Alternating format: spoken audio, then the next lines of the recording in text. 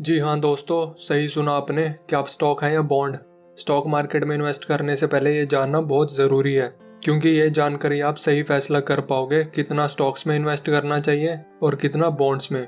जिनको नहीं पता उनको बता देता हूँ स्टॉक और बॉन्ड क्या होता है। स्टॉक किसी कंपनी की परफॉर्मेंस में आपकी हिस्सेदारी होती है। जैसी कंपनी की परफॉर्मेंस होगी वैसी ही आपको रिटर्न मिलेगी। दूसरी तरफ बॉन्ड होता है कंपनी को कर्जा देना, जिसके बदले में कंपनी आपको फिक्स टाइम के बाद फिक्स्ड इंटरेस्ट देगी और आखिर में कर्जा भी वापस करेगी।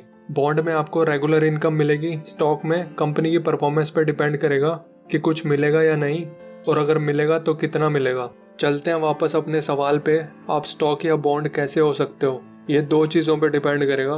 पहला, आपकी नौकरी, आपका सोर्स ऑफ इनकम कितना स्टेबल है।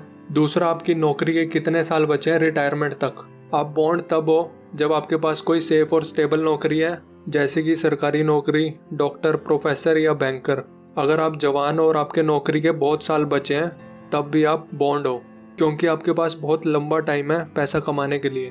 दूसरी तरफ आप स्टॉक तब हो जब आप किसी वोलेटाइल फील्ड में काम करते हो, जैसे कि financial adviser, equity analyst, fund manager, investment banker, या कोई भी ऐसी जॉब जिसमें आपकी इनकम इस बात पे डिपेंड करती है कि स्टॉक मार्केट कैसे परफॉर्म करती है। अगर आप रिटायरमेंट के नज़दीक हो, नौकरी के कुछ ही साल बचे हैं, तो भी आप स्टॉक हो। अब आप सोच रहे होगे आपका स्टॉक जैसा होने से या बॉन्ड जैसा होने से क्या फ़र्क पड़ता है। देखो दोस्तों, वेल्थ दो तरह की होती है, फिनेंशियल कैपिटल और ह्यूमन कैपिटल। फिनेंशियल कैपिटल होती है आपका घर, गाड़ी, कैश, बैंक अकाउंट में सेविंग्स, स्टॉक्स और बॉन्ड्स में इन्वेस्टमेंट्स वगैरह वगैरह। ह्यूमन कैपिटल होती है आपकी फ्यूचर लेबर इनकम की प्रेजेंट वैल्यू। ह्यूमन कैपिटल एक इंसान की फ्यूचर में पैसा कमाने की क्षमता बताती है।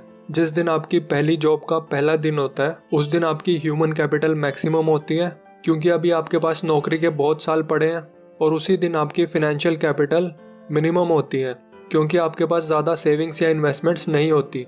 अब क्योंकि आपकी ह्यूमन कैपिटल ज़्यादा है, मतलब फ्यूचर में पैसे कमाने की क्षमता ज़्यादा है, अगर आपको कोई लॉस भी हो जाए तो आपके पास लंबा टाइम है इजीली रिकवर करने के लिए।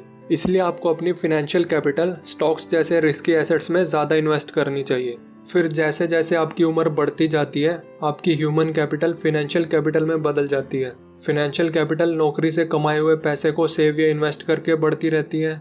ऐसे ही नौकरी के बचे हुए साल कम होने से ह्यूमन कैपिटल कम होती रहती है।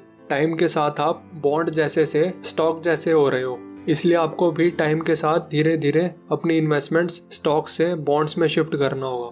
जिस दिन आप रिटायर होते हो, उस दिन आपकी फिनेंशियल कैपिटल मैक्सिमम होती है, क्योंकि आपने पिछले 40 साल में जो कमाया वो सेव या इन्वेस्ट किया होगा। उसी दिन आपकी ह्यूमन कैपिटल ज़ीरो होती है, क्योंकि फ्यूचर अर्निंग ज़ीरो है। इसलिए आपको अपनी फिनेंशियल कैपिटल बॉन्ड्स जैसे सेफ एसेट्स में ज़्यादा इन्वेस्ट करनी चाहिए। ऐसे ही अगर आपकी जॉब रिस्की है, मतलब आपकी ह्यूमन कैपिटल स्टॉक जैसी है, तो आपको अपनी फिनेंशियल कैपिटल बॉन्ड्स में ज़्यादा इन्वेस्ट करनी चाहिए।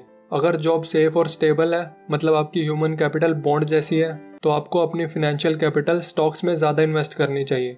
एक बात हमेशा याद रखना, अगर आपकी ह्यूमन कैपिटल थोड़ी है और स्टॉक जैसी रिस्की है, और आपने अपनी फिनेंशियल कैपिटल भी स्टॉक्स जैसे रिस्की एसेट्स में डाल रखी है, तो एक न एक दिन आप ज़रूर बर्बाद हो जाओगे। इन्वेस्टिंग में ज़्यादातर लोग सिर्फ फिनेंशियल कैपिटल को कंसिडर करते हैं और ह्यूमन कैपिटल को इग्नोर कर देते हैं। अगर आपको अपने बीवी बच्चों का, बूढ़े माँ बाप का ज़रा भी ख्याल है, तो दोनों को कंसीडर करके ही इन्वेस्टिंग के फैसले करें।